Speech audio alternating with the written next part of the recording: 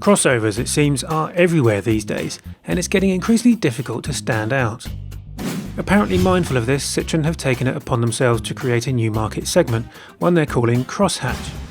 You get the stance and ride height of a crossover, but with the space and practicality of a hatchback. That may be all well and good, but the most striking thing about the Cactus is the protective panels on the side. Dubbed Air Bump, they're available in 4 different colours and use a series of air-filled capsules to protect the car against minor dents and scrapes. They can also be found at each of the car's 4 corners, such as here under the headlight and again at the back. Given the number of dents we've picked up in supermarket car parks over the years, we think it's a great idea, and we understand they can be changed by your dealer if you later fancy a different colour.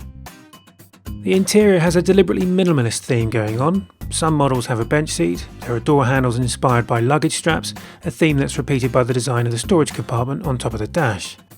This clutter-free approach makes it surprisingly spacious inside. There are 6 interior themes to choose from, and there's an almost complete lack of switches and buttons. That's because most functions are controlled by a 7-inch colour touchscreen that's standard across the range, and although it's well featured with DAB digital radio, reversing camera, a clever cruise control and speed limit function, plus the option of sat-nav, our one gripe is that, because there are no dedicated temperature controls, you have to navigate away from, say, the map screen to change the temperature. Similarly, the dashboard is now entirely digital, but there doesn't seem to be an option to include a rev counter in the display, which seems to be taking the minimalist theme a touch too far.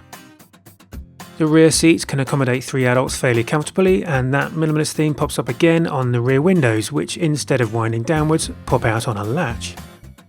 Boot space is a useful 358 litres, rising to 1,170 litres with the rear seats folded, although due to the way they hinge they don't fold completely flat. 3 petrol engines available, all 1.23 cylinder units with power outputs of 75, 82 and 100 horsepower, plus a pair of 1.6 litre diesels. The 92 horsepower unit is mated to the company's ETG Auto, while the 100 horsepower version has a 5-speed manual. Both diesels have CO2 emissions below 99 grams per kilometre, making them free of road tax, with the most efficient model in the range, the blue HDI 100 manual, said to be capable of achieving up to 91 miles to the gallon. On the road, the diesel is perhaps the more drivable thanks to its extra torque, and for the most part it keeps itself to itself. In fact, the C4 Cactus is fairly laid back about most things, with excellent bump absorption leading to a very comfortable ride. Of course, it's no sports car, so pile into a roundabout and there's a fair amount of lean on offer, but it builds gradually rather than arriving all in one go.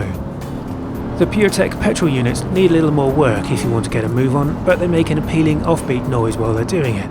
And in everyday driving, even the 82 horsepower unit we drove had enough torque to make it feel docile and amenable around town. Thanks to considerable weight-saving measures, the lightest model in the range weighs just 965 kilograms. And these measures include the use of a special UV coating on the panoramic sunroof that's said to eliminate the need for a sunblind, saving 6 kilograms by itself, while a new wiper design that integrates the washer jets uses less water and means a smaller reservoir can be used, saving even more weight. Prices for the C4 Cactus start at £12,990, with the most popular model likely to be the Feel Blue HDI 100 at £16,590. Citroen's aim for the Cactus is to create something that takes the stress out of everyday driving, so while the car's been pared down in the name of simplicity and reduced cost of ownership, it still has the option for features such as cruise control and a self-parking system. It's probably also the only car on the market that you can wedge safely into a space in Tesco's car park without having to worry about it being dented by a rogue trolley.